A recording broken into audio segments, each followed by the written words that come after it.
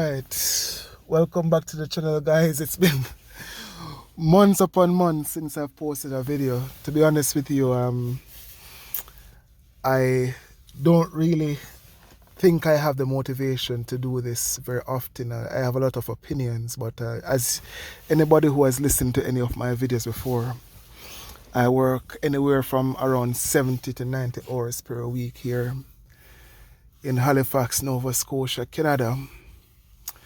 And I don't really have a lot of time to dedicate to YouTube videos. So I'm out here doing some Uber on my, this is probably my third job.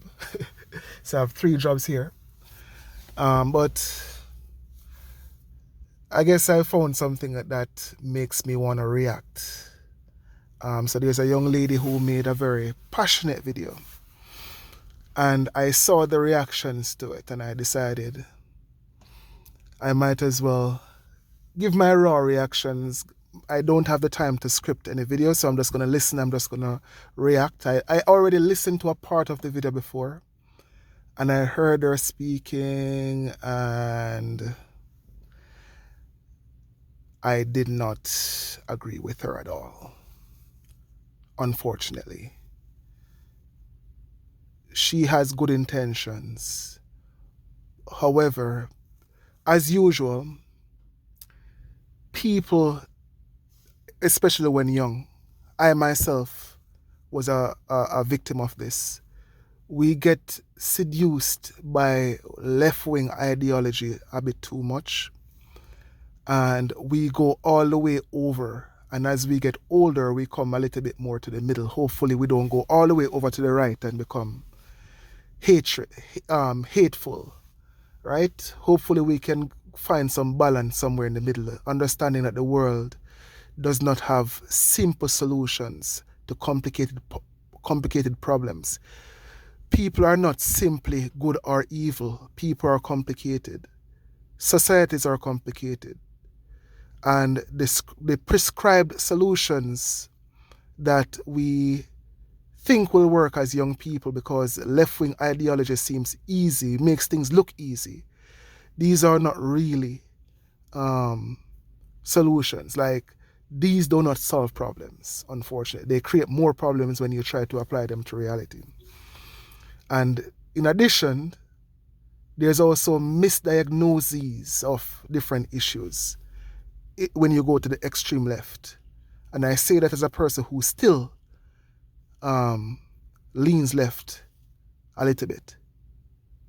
But when I see this, hopefully I can add my voice, because Jamaicans especially has been led too far to the left. And even now, where we have come closer to the middle, which we need to be as a country, there's still this temptation to move back to the left and think we have easy solutions. And hopefully, if there's some people who out there would watch this video, you can understand that the problems are not easy. So I've spoken for too long, so let me allow you to hear what she has to say, and then I'll react. But I've been a little bit hesitant because I know that sometimes the message isn't received if it doesn't come from the right messenger.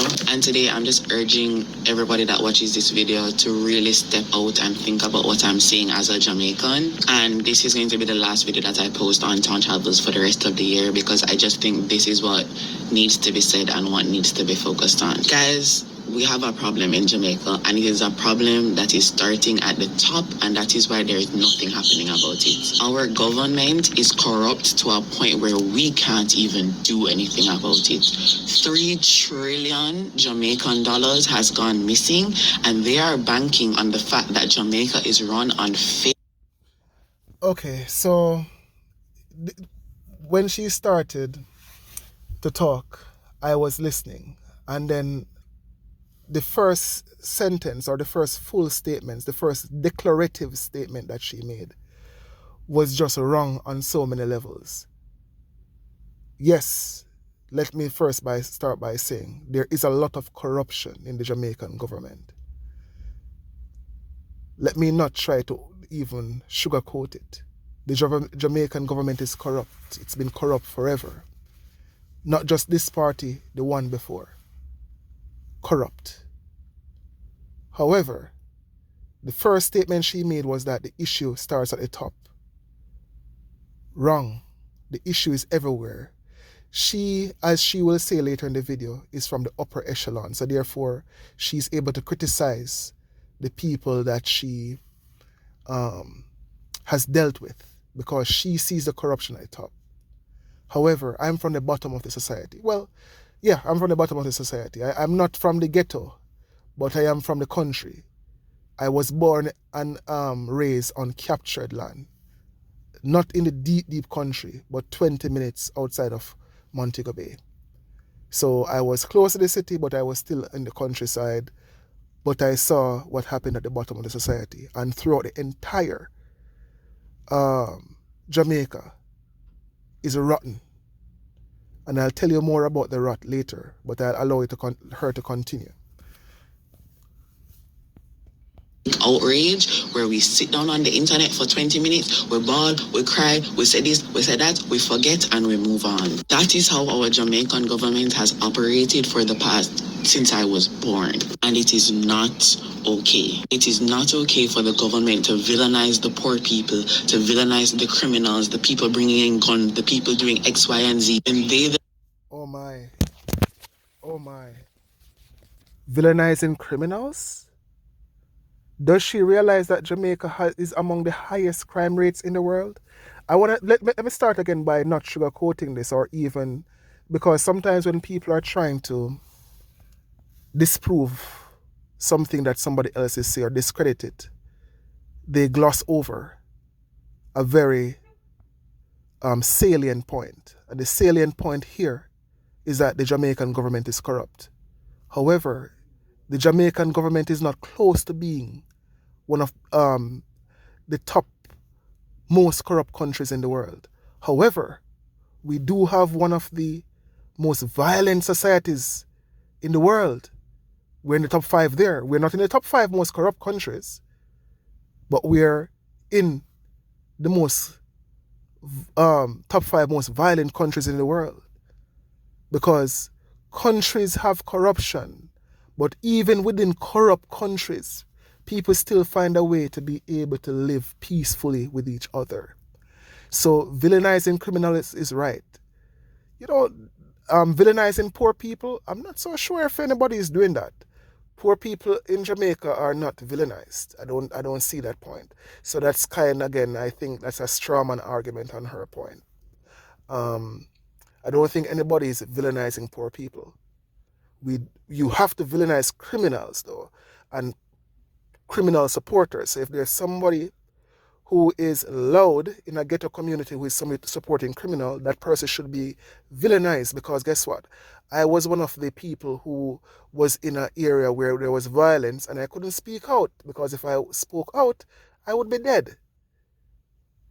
Right? So the loudest people are going to be the ones who support criminals, because if you support criminals in the ghetto or in a violent area, that will make you safer than if you speak out against criminals. So, misunderstanding of the issues. This is a person who has never lived in a poor community. This is a person who looks at poor communities and sees some Krasmite women protesting against the killing of violent murderers, and thinks, oh, look at those poor people. Why is the police harassing those poor people? Not understanding that those are not the real poor people you should be sorry for. The real poor people you should be sorry for, the ones you don't see protesting. Because these poor people are the ones whose family members were killed by those violent criminals. But the violent criminals threaten and pay certain amount of people, incentivize them to come out and speak on their behalf. This is a person who doesn't understand. If you're from the upper echelons of society, you don't understand what poor people go through. You don't understand the real problems that face poor people. And again, this is a person who has good intentions, but it's a person who doesn't understand. Number one, too young. Number one, not from where, not in an area that is really affected by everything that happens in Jamaica. Yes, corrupt rich people in Jamaica affects everybody, right? Rob up the money, make Jamaica poorer. But again, Jamaica is not amongst the most corrupt countries in the world. Let's think of countries that are very corrupt. Let's think of Ghana, very corrupt. I would venture to say possibly or probably more corrupt than Jamaica. But guess what? Ghana, being a country that is poorer than Jamaica, more corrupt than Jamaica, has less violence than Jamaica. Let's look at Haiti. Haiti is a country that is going through civil war, a country that there's nothing that can be more corrupt than Haiti. And even when they were going through civil war last year, they had more murders than Jamaica, but they had less murders per capita. They averaged less murders per capita over many, many years than Jamaica. So yes, violence is a real problem. A bigger problem than corruption, because guess what? If you can't feel safe to go out there and earn your bread and come back in, and you're in fear of your life, that's a real problem. So yes, criticize the government all you want about real problems that the government call them corrupt, but do not try to pretend as if there are not other problems. And sorry, I forgot to address her earlier point. She said that $3 trillion were missing. Jamaica's GDP per annum is $3 trillion. What evidence, what story you're talking about $3 trillion being missing? That's the size of Jamaica's. Are you saying that the entire Jamaican GDP was stolen? How does that make sense?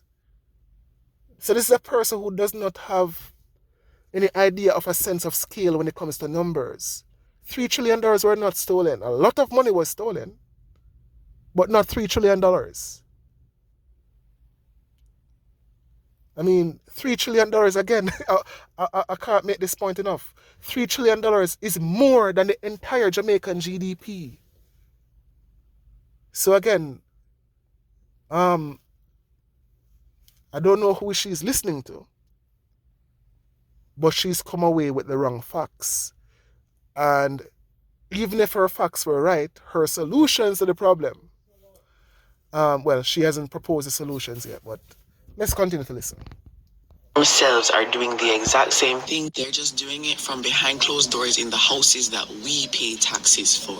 People's pensions that they have spent years and years and years building up just so that they're able to retire and live comfortably. Pension is not that much money, you know. They're being stolen. And when the people that do it are caught, there is no sense of urgency to get money back to the average person, the person who actually builds and maintains the Jamaican country. Our children are so screwed up. So pensions are not just not a lot of money. Again, this is a person that does not have a sense of scale about how much it would take to actually give. How many people would be on pensions in Jamaica at any one time? Out of 3 million people, maybe 500,000 people. How much money would you need to give those people per year if we were to give them a good pension? What? Somebody like her would probably propose $80,000, $100,000 per year. Let's look how much that would cost. So 500,000 people times 80,000 Jamaican dollars. That is 40 billion Jamaican dollars for pensions. Now, this is a lot of money. I don't know if you believe, and this is not money for 1 year, this is money continuously being spent by the government.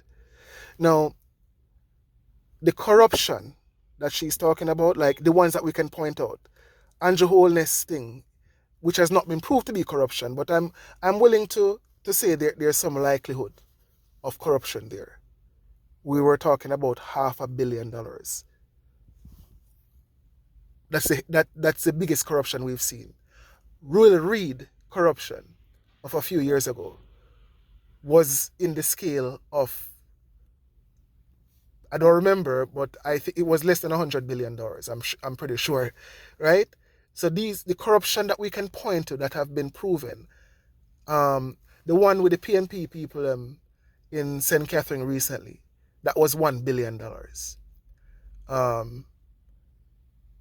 Right? So corruption that we actually know about, we can assume it's a lot more than what we've seen. However, there's nothing here to prove that we have as much corruption that would be able to pay for pensions if we were to recover all of that money. And there's no country in the world, not even Jamaica, where you can simply reallocate funds as easily after you catch corruption. That's not how funds are circulated after corruption is caught. You have a system that requires things to go through the courts and for fraud to be proven. And this is the same left-wing person who would say, "Oh, let's have softer laws." And so it's a bit of a contradiction, because if you want softer laws, if you want us to be softer on criminals, how are we going to get back the funds legally from these criminals to give to the poor, as you would like it to be given to the poor?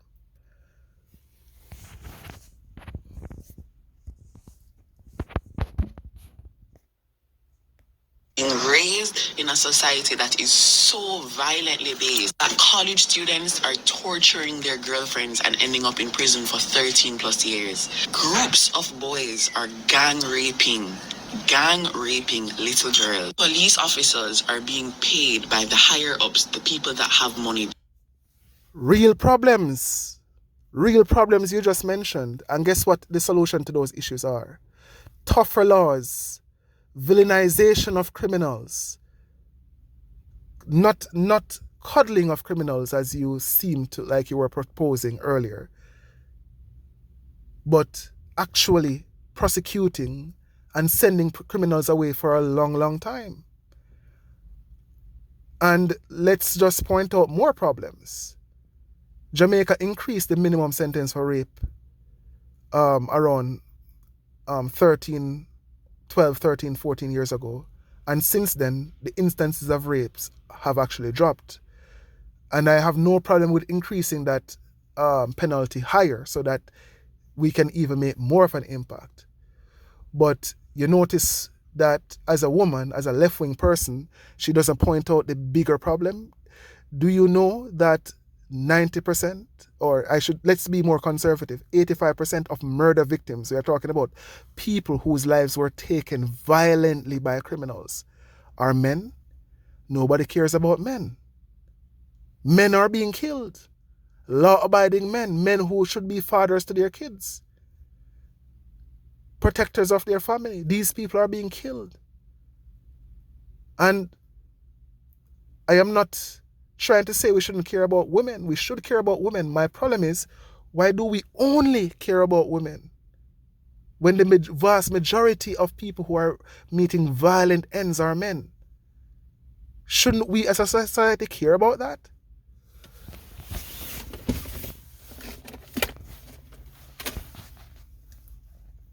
People that can make any problem they want go away, to hurt people with no form of regret, no form of discipline, no form of, this is just not the way it's supposed to go. And as Jamaicans, our country is run on fake outrage. The second a politician throws money at something, the second an entertainer throws a party, the second an issue doesn't directly affect one of us as Jamaicans, it does not matter. We have moved on, we have forgotten. And that is the reason that we haven't made any progress. Oh my gosh, you've said the exact perfect thing, the last thing you said there.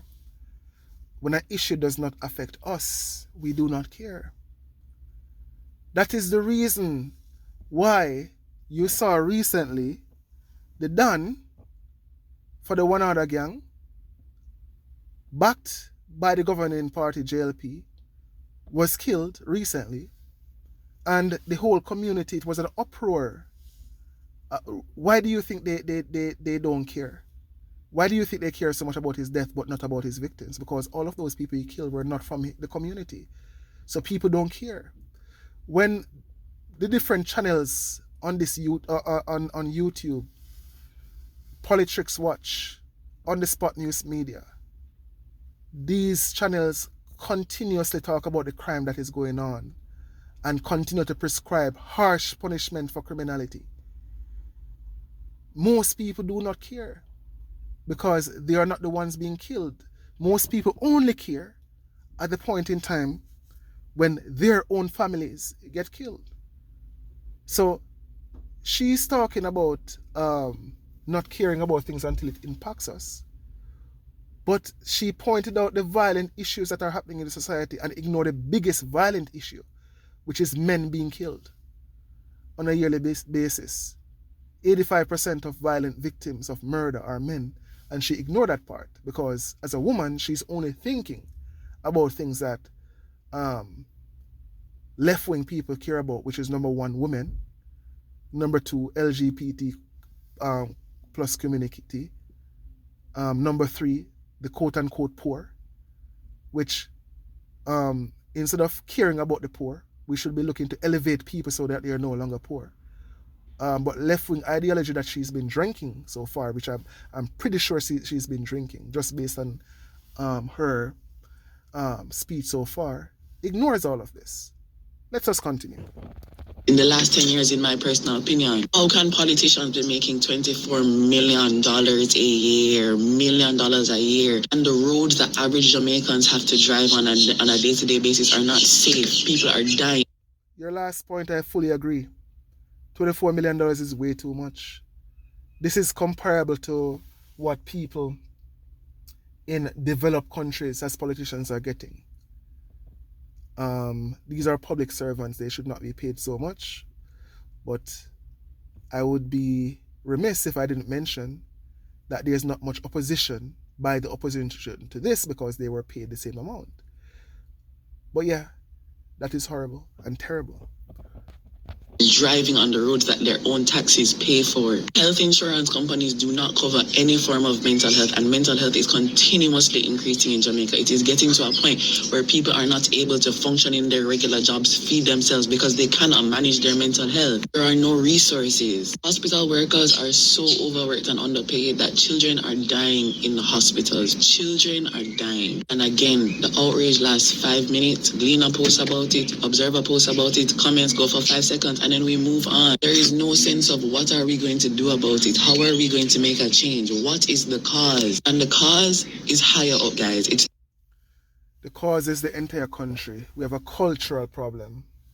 We have a licky culture. We have a violent culture. The entire culture needs to change, and the culture needs to change with more stringent laws for criminality, both white collar and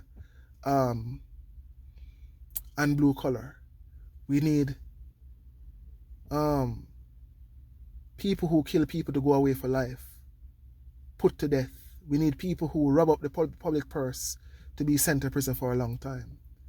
We need a big prison somewhere in the middle of the country where criminals can be sent away. And then when we start seeing a situation where crimes are punished, there will be some deterrent to this criminality. And maybe practices will start changing. And when practices start changing, culture starts changing. Guys, I'm still here. I'm out here waiting for a ride in Halifax. It's slow today on a Sunday, but let's continue to listen to this young lady. The fact of the matter, it is the people with the money, because money comes with control. And I understand that I am not the best messenger, speaking as someone that was raised with privilege, but I have spent my entire adult life stepping away from people with money, people with privilege, and people that use their power to take away from the average Jamaican, because I believe I am the average Jamaican, privileged or not. I do not want to exist in a society where the higher ups are living well, are able to eat, are able to exist, and everyone else is struggling. That is a dystopia. That is not the way. Socialist left-wing ideology, the scarcity mindset, the mindset of not growing the pie, but deciding how to share up the small pie. No, what we need to do is grow the pie. The pie is not big enough for everybody to be shared. And when you start sharing the pie, you start creating bad incentives. When you start giving away free money, you take away people's incentive to work. Jamaica is not where it needs to be yet. We need people to continue to work. We need the rich and corrupt to be punished so that we can have good businesses that are made based on actual productivity. So when people produce, they get paid. And if you create a good solid business without corruption, you should be rewarded. You should be allowed to be as rich as you want to be rich. And the people who work for you to earn that money, those people should be rewarded with good pay. There should not be any money being shared out. There's no socialism, no people who are sick, help those people. People who are disabled, help those people. But people who have 2 hands and 2 feet and a working brain, no money. And as I say, this is a person who is poor, who is out here in Canada working 90 hours. Not as poor as I used to be. Well, not poor at all anymore. People should work if they want to get where they want to go. This is not a moral stance. This is just the reality. If you create a society with bad incentives that incentivize laziness, then people will be lazy. So the prescription to the diagnosis of the issue where we're saying there are corrupt people, partially correct. There are some corrupt people. Punish those people. But people who work hard, who create an idea, who help society by coming up with good ideas, those people should be rewarded with riches. And when those people are rewarded with riches, then other people who are lower down on the ladder will be incentivized to work hard to get there as well. Grow the pie so that when the pie is being shared, everybody can get a bigger slice. When you start trying to share up the pie, you start creating bad incentives and the pie starts to get smaller because nobody wants to work. But people who have been drinking the left-wing socialist Kool-Aid do not understand these ideas.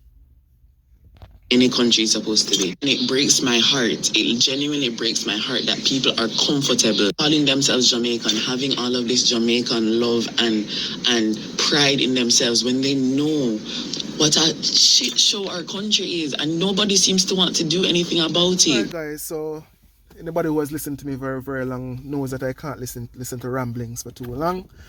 Sorry that I spoke too much on this one, but again, I'm trying to, anybody who listens to me, I'm trying to make you wiser. I'm trying to make you think a bit outside of the box. I'm trying to get us to a place where we don't think in extremes. We think pragmatically. And, with true wisdom, not with misguided, extreme left-wing or extreme right-wing ideology. All right, so yeah, that's all I have to say on this one. Bye for now.